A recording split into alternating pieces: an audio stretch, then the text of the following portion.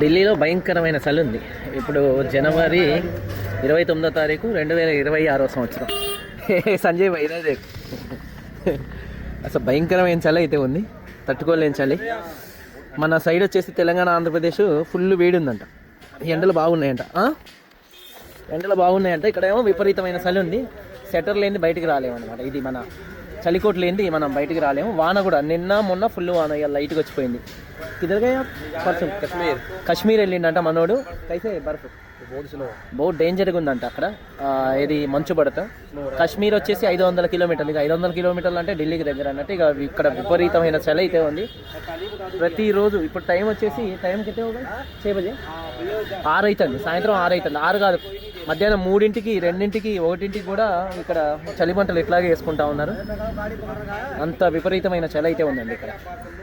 అయితే ఇందాక నేను పొద్దున ఒక వీడియో చూశాను, మనసుకు బాధ అనిపించింది. పాపం అక్కడ ఉత్తరాఖండ్ సైడు ఒక ఆయన బయటికి వెళ్ళిందంట వాళ్ళ కుక్కని తీసుకొని వెళ్తే పాపం ఆయన చలికి తట్టుకోలేక చనిపోయాడంట, మరణించిందంట ఆయన.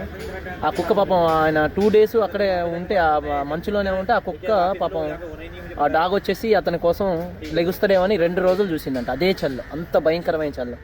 ఆ వీడియో చూస్తే మనసుకు బాధ అనిపించింది, ఎందుకంటే నాకు అమితమైన ప్రేమ జంతువులంటే.